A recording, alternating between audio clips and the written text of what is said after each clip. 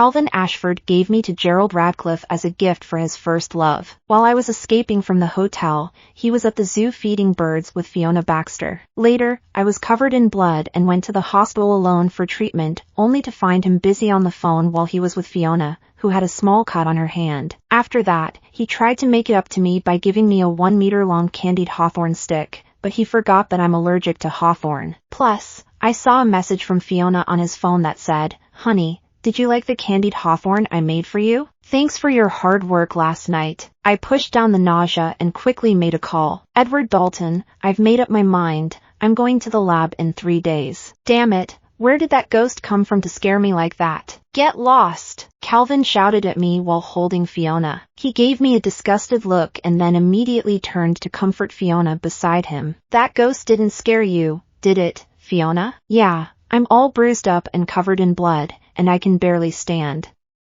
"Doesn't that look like a ghost to you?" Even though all of this was his fault. "Calvin, didn't you say you were busy at work?" He was clearly taken aback when he heard my voice, then quickly snapped out of it. "Alice?" Before I could say a word, he added proudly, "I knew it. You're so good at martial arts, that old man can't hold a candle to you." Even though I was exhausted, I trembled with anger when I heard that. Last night, Fiona's notorious lecherous boss insisted she go out for drinks with him. Calvin was worried about his first love, so he got me drunk and had Fiona send me off to that old man as a substitute for her. He thought I could handle myself and wouldn't get hurt. But when I was completely wasted, that old man almost assaulted me. I fought with everything I had, got beaten up pretty badly before I finally knocked him out with a water bottle. Once I got out, I immediately confronted Calvin and demanded he take me to the hospital. He just said he was busy with work and hung up the phone. So I took a cab to the hospital by myself, but on the way, I saw Fiona's post. Late at night, she suddenly felt like going to the zoo to feed the birds, and I thanked Calvin for indulging my little whim. That was right when I was at the hotel, fighting back. I was deep in despair, while the one responsible was off with Fiona feeding the birds. I mustered up the last bit of strength to get to the hospital, only to go through the same scene again. At that moment, Fiona shot me a provocative glance, then weakly leaned against Calvin and said, "Calvin, it hurts so much." Calvin immediately lifted her hand carefully and blew on it, then, without looking up, said to me, "All right, you're fine." Fiona hurt her hand, and I need to take her to get it checked. You know how much she loves playing the piano. Her hands can't be hurt even a little. He wouldn't even spare me a second glance, wrapping his arm around Fiona and turning to leave. Tears that I had held back for so long started streaming down my face, and the pain in my heart left me breathless. My already exhausted body collapsed. For a moment, many passers-by rushed over to me, helping me up and calling for a doctor. Right now, I just feel ridiculous. The person I've shared a bed with for 6 years is even less important than a complete stranger. After being blind for 6 years, I should finally see clearly. I was in the hospital for 3 days, and during those 3 days, Calvin never came to check on me. The next time I saw him was when I got home. He had a foot-long candied fruit stick and said to me with a smile, "I'm sorry, babe. I've been really busy lately. This candied fruit is super popular, so I got it just for you. Give it a try." I took the candied hawthorn with a straight face, and as soon as he saw me accept it, he wrapped his arms around my waist. "Fiona is my sister, and she's your sister too. As her brother-in-law, you should definitely look out for her, right?" I pried his hands off my waist and nodded. He noticed my lukewarm reaction but didn't say anything more, turning to go change clothes for work. I glanced at the candied hawthorn again, then at his phone left on the table. At that moment, a message popped up on the screen. "Honey, did you like the candied hawthorn I made? It's a reward for your hard work last night. Note, she's my sister." Nowadays, little sisters can call their boyfriend chubby and sleep with them. I held back my disgust and threw the skewered candied hawthorn in the trash. He had long forgotten that I was allergic to hawthorn and had also forgotten the promises he made when we first got together. "Don't be mad, babe. I'm going to work and earn money for you. I'll make sure you have a better life than you do now." He changed his clothes, tossed that line out, and walked out the door. 6 years ago, he also said he would make my life better. And look at where we are now. I can't even imagine what a better life would be like. Thinking about this, I quickly pulled out my phone and called Edward Dalton. "I've made up my mind. I'm going to the research institute in 3 days. Edward immediately got excited and said, "Xiaoming, you finally figured it out. I'll tell those old folks abroad to give you a warm welcome." Hearing this made my nose tingle. "Thank you, Edward, for always thinking of me." "Silly kid, I told you long ago that Calvin Ashford is no good. Who would date you for 6 years and not marry you? You should have seen this coming." "Yeah, Edward, I was really naive back then." "It's okay, Xiaoming, you're still young. It's not too late to start fresh. I'll book your flight right now." After hanging up, I turned around and saw a photo of us together. The first photo of me and Calvin Ashford from college. In an instant, 6 years of memories flooded my mind. Both Calvin and I were in the badminton club in college. During a mixed doubles event, we were paired together, and that's when we started getting close. Later, my parents tragically passed away in a car accident, and after taking care of everything, I locked myself at home, refusing to eat or drink. I took a week off from class but didn't tell any of my classmates or friends. During that time, Calvin kept calling and texting me. Eventually, he managed to find out my address and showed up at my doorstep, insisting he wanted to see me. I didn't want him to see how run down I looked, so I told him I wasn't going out. He didn't say anything else, and I thought he would leave, but instead, he waited outside all night. The next day, I opened the door and found him shivering so much he could barely talk, but he was holding a cake from my favorite bakery in College Town. He said, "I don't know what's going on with you, but I brought your favorite to cheer you up." He smiled as he handed me the cake. All I could notice was how frozen his hands were, turning bright red and almost struggling to hold the cake. I cried and hugged him, and after that day, we officially got together. After graduation, I went on to pursue further studies while he started his own business. But he was overwhelmed and feeling down, so I made the decision to drop out and move to his hometown to help him start from scratch. My advisor and friends kept urging me not to do it. My advisor, in particular, really valued me and wanted to see me go on to bigger and better things. But I was kind of foolish at the time. I thought love was everything. I thought the happiness in front of me would last a lifetime. In the end, I spent my youth helping him grow the company, but I didn't even get 2 marriage certificates in return. He kept making promises, always saying he needed to make more money before he could marry me, that he wanted to give me a grand wedding. I waited year after year, only to end up dealing with Fiona popping up unexpectedly and his constant late nights away from home. He treated Fiona better and better, while I gradually became nothing more than an unofficial roommate after 6 years of living together. For the past 6 years, my mentor has been in touch with me, always sending me academic materials to encourage me not to give up on myself. He often sends me problems to solve, and in the end, he praises me for being so smart. Recently, he mentioned a spot at an overseas research institute that he thought about for a long time and still wants me to take. Finally, today, I've made my decision. I should have been living for myself all along. After being lost for so many years, it's time to wake up. I withdrew all the money from the bankruptcy fund I secretly set up for him. You've been investing in this fund for many years. Are you sure you want to take everything out? Once you withdraw, the protection from the betting company will also be lost. I nodded and signed the paperwork, and then the money appeared in my personal account. I had invested in this fund behind his back when Calvin Ashford's company was just getting started. He initially thought that if any risks came up, he would have a safety net, but now, everything concerning him is no longer my problem. Most of the fund's money is compensation from my parents' accident, and the rest is what I've saved up over the years, bit by bit. Then, the staff handed me a certificate. I glanced at it and said, "Can I leave an address? Could you send it to my home in 3 days? I want Calvin to receive this document personally, so he can see for himself what he has lost from someone who sacrificed so much for him." "No problem, miss." At that moment, I suddenly got a video call from Edward. For a second, I forgot about my injury and hit the answer button. "Xiaoming, what happened to your face?" Edward's friendly smile instantly froze when he saw my injury, and he furrowed his brows, asking. I instinctively covered my face, trying to come up with an excuse to brush it off. Then he said, "You've been putting yourself down for years. Are you really going to keep letting others bully you?" He asked. Did Calvin do this? Hearing that made my throat tighten. I paused for a moment before finally telling him what happened that day. Edward got really angry when he heard it and insisted I pick him up at the station the next day. Even though I knew Edward had some serious connections, I was still shocked when I saw him the next day.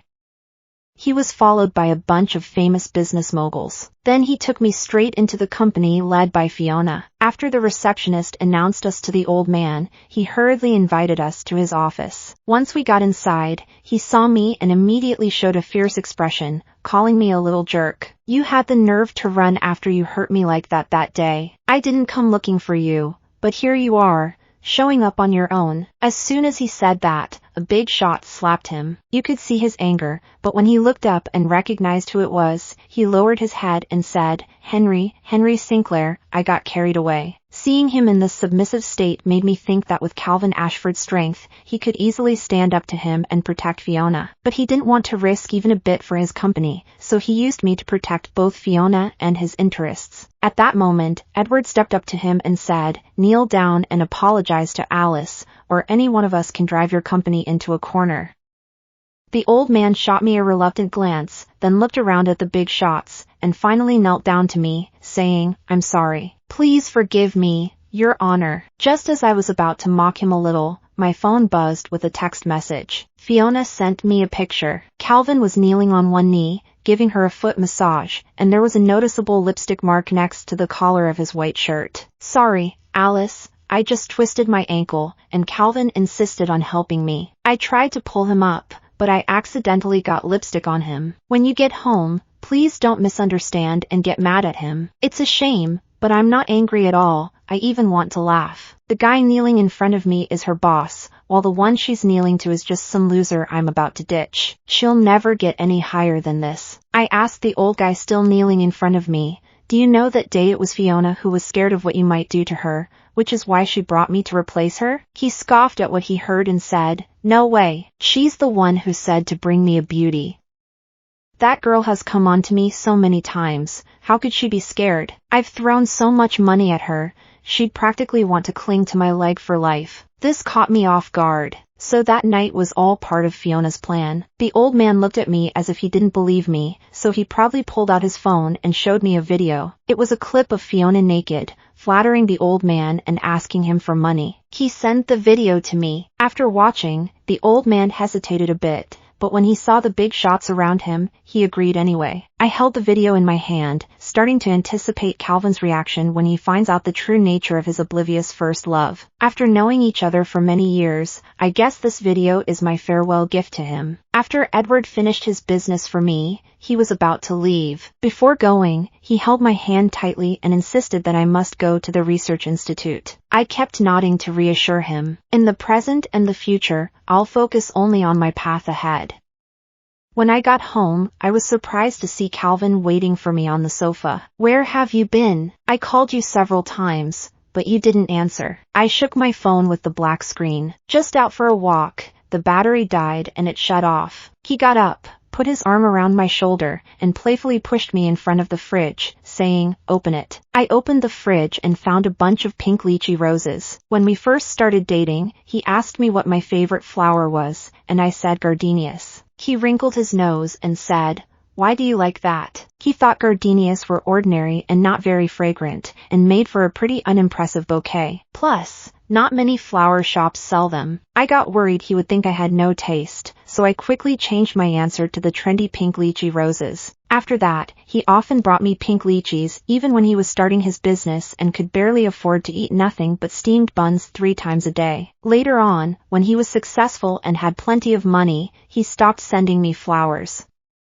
Maybe he got too busy, maybe our feelings faded, or maybe the universe didn't want me to accept flowers I didn't really like anymore. Now, I received pink lychees from him again. In the past, even though I had no feelings for those flowers, I would still feel really happy just because they were from him. But now, thanks. I forced a smile and closed the fridge door. When he saw my reaction, the smile on his face instantly vanished. "Don't you like this flower?" "I like gardenias." I looked into his eyes and said again what I really liked. "How is that possible? What kind of flower is that?" "It's not just ugly. It has a really strong smell, and the leaves are more noticeable than the flower. Plus, don't you like pink lychee? That's what I've been giving you all along." I gave a cold laugh. Sure enough, he still didn't want me to live my own life. Just like before, I stopped arguing about which he preferred since it didn't matter anymore, so I said, "You haven't given me flowers in 4 years.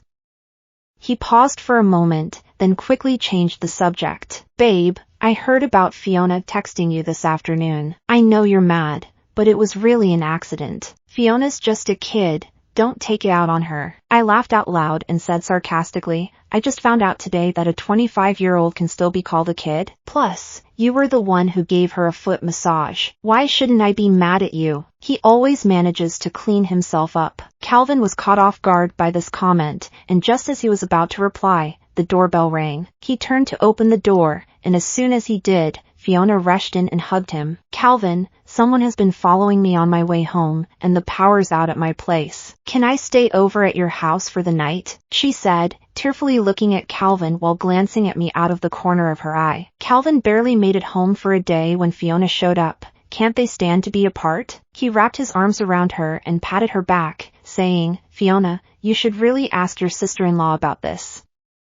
Just pretending, but deep down he wanted her to stay. Still, I'm okay with it. All right then. Calvin didn't expect me to agree so quickly, and he looked at me in surprise. I didn't want to keep watching their little act, so I turned and went back into the room. After Calvin made sure Fiona was settled, he came inside too. He lay down next to me and said, I feel like something's off with you lately. I chuckled softly and replied, What's off? It's just that I'm not interfering with your caring for Fiona anymore. Are you still mad? No, just stop talking. I'm really tired. He hesitated to say anything and then turned his back to me. In the middle of the night, Fiona suddenly came over, crying, Calvin, I had a nightmare. I'm so scared. Both Calvin and I were woken up by her. Calvin jumped out of bed and hugged her, saying, Don't cry, Fiona. It's okay. It's all fake. I'm here. But Fiona just kept crying. I couldn't help but laugh at the scene. It felt like the joke was on me. Are you all really bold enough to think you can just sleep together in front of me? How disgusting. As soon as I said that, Fiona's expression changed immediately, and Calvin turned around to glare at me. Alice, watch how you speak. Fiona is my sister. Do you two really have a blood connection? Sister, don't kid yourself. I'm about to leave and didn't want to waste any more time talking to Calvin, but being insulted like this is just too much. Did I give you the go-ahead? What did Fiona say that made you so malicious? You're the one who's being annoying. You've become so petty with all this pampering. After saying that, he put on his jacket and pulled Fiona outside. Fiona, I'm taking you away. Let this crazy person deal with their own attitude. I stood there feeling both angry and amused. It was all talk, and all he really wanted was to be with Fiona. The large room got cold again, leaving just me alone. Just like so many times before. I didn't go back to bed. Instead, I got up, took out my suitcase, and started packing. I searched and searched, but I ended up packing less than a box of stuff. There aren't many things that belong to me in this house. I looked out the window at the brightening sky and felt a sense of relief. It's finally almost over. The next morning, I got ready to go to the office to grab my files. Those were projects that Edward sent me while I was working, and they've been helpful for my future research. I haven't been to the office in a while. After Calvin built up the company, he only gave me a title that sounds important but doesn't mean anything. He's always been wary of me, but I didn't mind before, and I still showed up to work on time. It wasn't until I started seeing Fiona cling to Calvin around the office that I stopped coming to play house alone. Sure enough, I saw them again today. Calvin stumbled out of the office looking disheveled, with a blushing Fiona right beside him. The other employees were watching, whispering, and I couldn't help but think she's going to be our future boss lady. It also felt like spending every day cozying up to Calvin in the office was a bit much, like they didn't consider us outsiders at all. You guys don't get it. Calvin is just trying to show off how much he spoils his wife. Since Calvin doesn't want to share, no one at the company knows about our relationship. Nowadays, that person has naturally become Fiona. Calvin noticed me, and as soon as our eyes met, he quickly straightened his clothes and pulled his hand away from Fiona. He came up to me and said, Alice, you haven't been at the office for a while. Are you feeling better? I gave him a quick glance and then turned around and left the office. Everyone around stared at me, probably thinking I was really bold to act like that with my boss. But Calvin didn't get mad. He thought I was upset after seeing him with Fiona. Fiona had just come to ask me about work, and we hadn't done anything. You should go home and rest. Don't be upset, babe. Let's meet at Encounter Cafe at 3. I have a gift for you. Looking at his message, I couldn't help but wonder if he had a split personality. At one moment he treats me like an enemy over Fiona, and the next he's shamelessly asking for my forgiveness. But I gave him what he deserved. I have a flight at 4 in the afternoon, so of course I won't be meeting him. Still, the coffee shop is where we had our first date, and it's right near the airport. Since that first encounter was such a wrong start, so let him miss me completely that last time, it's a forever goodbye. I boarded the plane smoothly in the afternoon, and it was already close to 4 o'clock. He waited a long time without hearing from me, and after trying to call me with no luck, he sent me a bunch of messages. Baby, why haven't you arrived yet? How much longer? Where are you? Do you need me to pick you up? Did something happen? Alice, you wouldn't ditch me on purpose, would you? Was that really necessary? I specifically came to wait for you, and look at what you're doing. See, just waiting for a little while and you're already changing your attitude. I casually took a picture of the airport and sent it to him, then typed out, Calvin Ashford, this is where we end things. Next, I sent the prepped statement and the videos of Fiona and Henry to the marketing account I had bought in advance. At that point, I also got a message from the foundation saying, Ms. Alice, your certificate has been placed at your doorstep. Please check. After doing all that, I switched my phone to airplane mode. The plane took off. Once we landed, I saw the people from the Research Institute who came to pick me up. They were holding a Chinese banner, warmly welcoming me. It wasn't until I got in the car that I turned off airplane mode. The screen shows 99 missed calls. I glanced through them, and they were all from Calvin. On top of that, he sent me a bunch of messages. I opened up our chat and casually looked at the last one. Dream, we really messed up. I took you for granted, and I didn't appreciate you. Please, pick up the phone. Give me another chance. Dream, can you really let go after 6 years? I scoffed at that idea. After 6 years of hardship, what's there to hold on to? Then I blocked him on all my social media. The next second, I saw a message from Fiona. Alice, how can you be so shameless? Those videos must have been sent by you. Aren't you afraid of karma for doing stuff like this? I raised an eyebrow. It seems like the marketing accounts I found are pretty effective. I had them spread the word about all the awful things Fiona and Calvin have done, along with a video I got from Henry. But I took care to blur out their faces. Now Fiona and Calvin are getting roasted all over the internet, and Calvin's company is taking a hit, too. Bitches and dogs, forever. I feel for the girl who submitted this, but I hope she stops being foolish and learns to love herself. A big part of Calvin's success is thanks to her, so Calvin better pay up. Fiona, I really hope I don't run into you on the street. A lot of my classmates are also stepping up to support me. I had a great social life in college, and a lot of people felt that what Calvin did wasn't worth it. Just then, my phone rang with an unknown number. I hit the answer button, and before I could even say hello, I heard a familiar voice. Alice, it's me. Hearing Calvin's voice made me want to hang up, but he beat me to it and said, Don't hang up, Alice. Please, just give me 3 minutes. Just 3 minutes, okay? I stayed quiet and signaled for him to continue.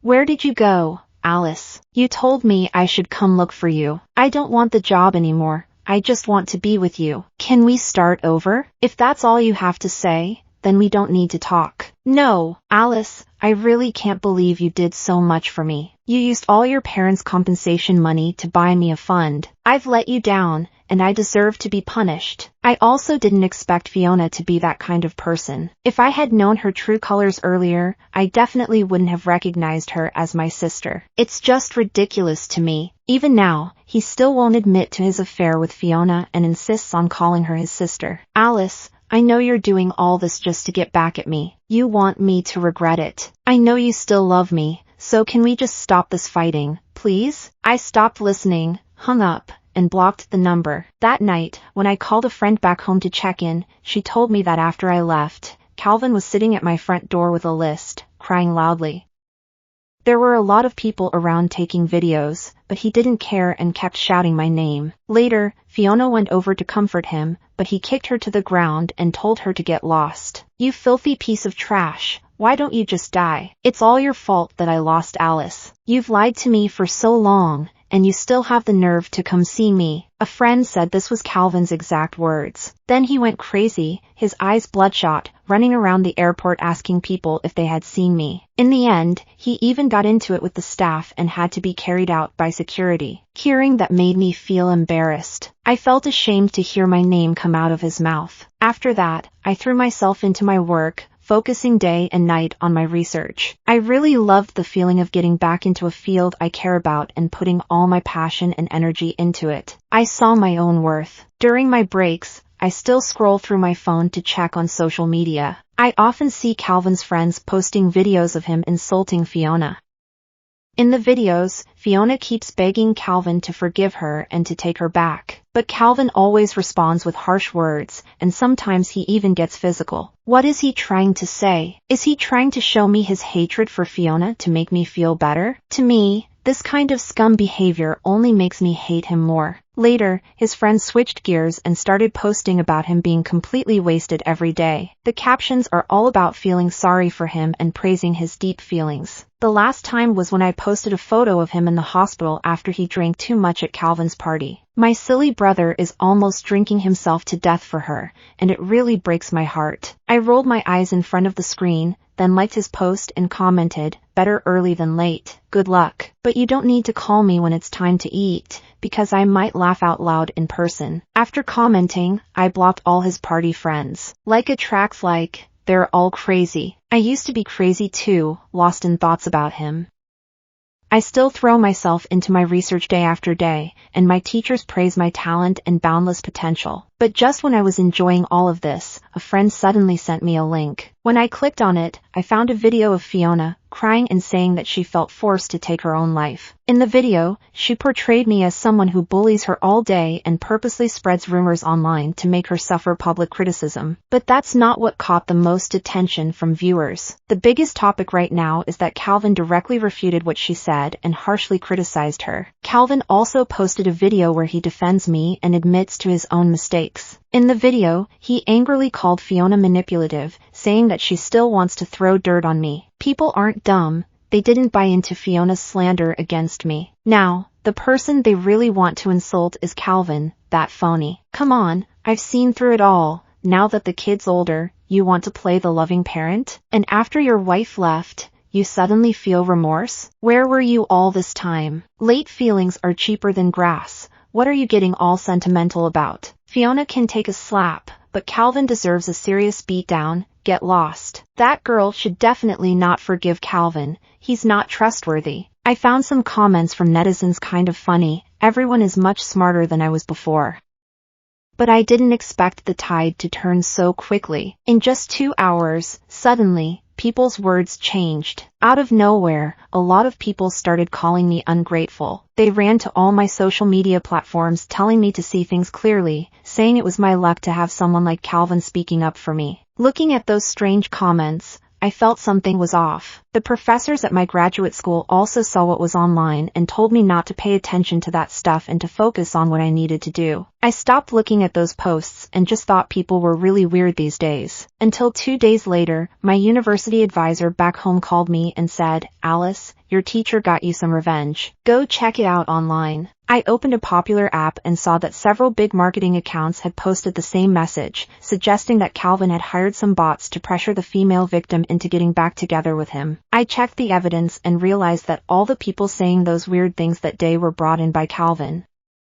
I couldn't help but laugh coldly. This is what he calls regret, what he calls love. He purposefully had everyone say those things to try to manipulate me into feeling touched. I can only say that he's really immature. Or maybe my constant obedience in the past made him think I'm easy to fool or gave him the illusion that I love him to death. So he thinks he just has to pull a few tricks to win me back. Unfortunately, he overestimates himself. People online quickly started attacking, and just like that, Calvin's stock took a nosedive, heading straight for a crash. I thought Calvin would stay quiet for a while and focus on the company's issues, but unexpectedly, he showed up at the Research Institute's entrance. His shouting interrupted my team's project, and I angrily walked out of the building. When he saw me come out, he opened his arms to hug me. "If you take one more step, I'm calling the cops." My warning made him stop in his tracks, his eyes red as he looked at me. "How did you find me here?" Alice, I asked a lot of people for a long time before I found out you were here.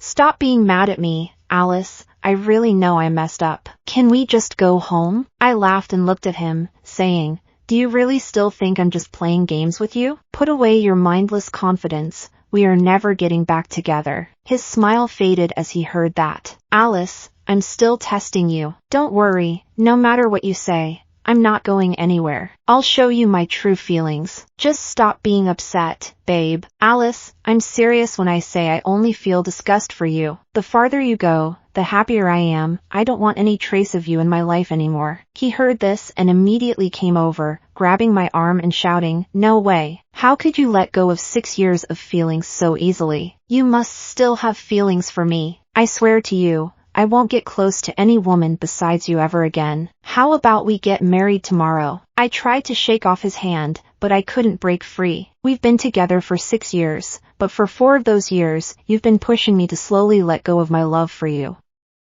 As soon as I said that, his grip loosened. I took the opportunity to pull away and continued, I told you from the start that once I commit to someone, it's hard for me to let go. But once I decide to let go, I'll never look back. Alice, everything today is your choice. I'm a person, not your pet you can call whenever you want. And for the past 6 years, you've been living it up, with the company going public and your career taking off. You've grown bored of me and can cozy up with Fiona, but I'm not. I gave up everything to support your dreams, and in the end, I don't even have a marriage certificate, let alone you. My life these past few years has been the complete opposite of yours. I haven't gained anything. After I said all this, Calvin started to choke up. Dream, I've messed up. It's my fault all these years, but I really can't lose you. No matter what you say, we have to end things here. I don't want to see you anymore. Just go back. I finished saying that and was about to head back to the research institute, thinking if he kept bothering me,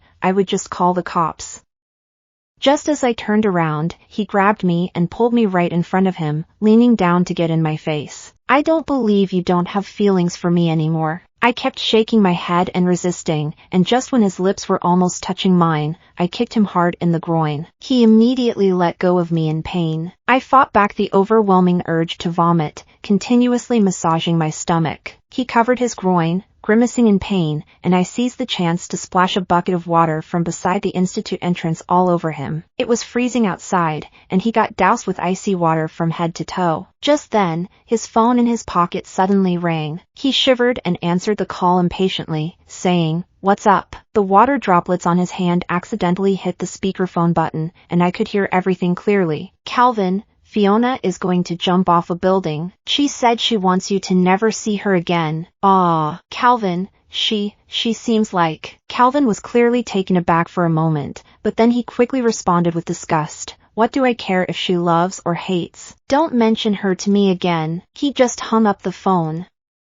How heartless is that? Even when someone you cared about is gone, you can still say something like this. The things you can't have always seem the best. If I forgive him, I might end up with a bad outcome too. Today it's Fiona. Who knows, I might be next. Some colleagues were worried that I hadn't gone back for so long and came out from the lab to stand behind me. She said to Calvin, "If you keep messing with us, I'm calling the cops." Calvin shot me a frustrated look. One of my coworkers noticed he was still standing there, so she picked up her phone and pretended to call the police. That's when Calvin finally turned to leave, glancing back multiple times. "Alice, I won't give up. I'm coming back for you," he said to me as he reached the door. But after that, he never came back to find me and returned to his country. Because Fiona really did take her own life. Fiona had no parents or close relatives, so Calvin, her first love, ended up handling her funeral. He had been in a fog for so long, and many people had already set their sights on him. Now the company was on the brink of collapse. Sure enough, not long after, the company faced bankruptcy due to a broken funding chain, and Calvin ultimately decided to auction it off to get money to pay the employees. I've put so much effort into this company, so it's hard not to feel a bit sentimental seeing it all go down the drain. Later, a friend told me that Calvin has been drinking heavily. When he's really drunk, he sits on the roadside holding my picture and cries, confessing to it. Anyone who doesn't know might think I've died. Then he came to find me one more time, reeking of alcohol, kneeling at the entrance of the lab, begging me to forgive him. He knelt there for 2 days, and I finally gave in and went out to see him. He looked disheveled, his clothes were muddy, and he had a lot of bruises on his face from running into things while drunk. He wasn't the bright, handsome kid I remember who played badminton so well. He wasn't the man who used to shout that he would make me happy when he was just starting to find success. He definitely wasn't the guy who stood outside my door all night with a cake just to make me smile. I used to think everyone could change, except for Calvin, but later, I realized he was the one who changed the fastest. He also hurt me the most. Coming back to reality, I focused on the person in front of me, who looked so defeated. He was kneeling on the ground, tears in his eyes, and this time, he didn't say a word. But I spoke up first. I asked him, "What's my favorite flower?" His eyes lit up, and he instinctively said, "Pink lychee," but before he could finish, he realized something was off, and his expression went blank for a moment. "What am I allergic to?" "Allergic?" He froze again. I chuckled to myself, even though he remembered clearly 4 years ago. "I don't like pink lychees, I prefer gardenias. I'm allergic to hawthorn, so I can't eat the candied fruit that Fiona made for you." The spark in his eyes completely faded when he heard that. He opened his mouth to say something and then shut it again. "Calvin, if 20-year-old me knew about the things you would do later, it wouldn't matter if you stood outside my door holding 100 cakes for a year, I wouldn't be swayed. A lot of things can't be redone, and many people can't start over." When Calvin heard this, tears streamed down his face. He looked at me for a long time, then finally lowered his head and said, "I'm sorry, Alice." After that, he stood up unsteadily and turned to walk out the door. Several times he almost fell, but I didn't worry about him at all. What happened to him was none of my business. After that day, he never bothered me again, and I didn't ask about how he was doing. Later on, my academic research really took off, and I started receiving a lot of recognition. I kept climbing up and even switched countries to further my studies. On the day I stood on the international stage to accept the highest honor, Calvin ended up in a psychiatric hospital. After so many years of heavy drinking, his body just couldn't take it anymore. He went crazy from alcohol poisoning, and his friends had to drag him to the hospital. The third hospital is the most famous mental institution in our area. When my friend told me about it, I just felt a sense of regret. Ending up like this is really his own fault. From now on, our paths will never cross again. I'll continue to shine in international competitions, while he'll spend his life dealing with medications and treatment. Now, I'm really glad I took advantage of that opportunity back then. The right choices have led me to where I am today, seeing the world and discovering myself.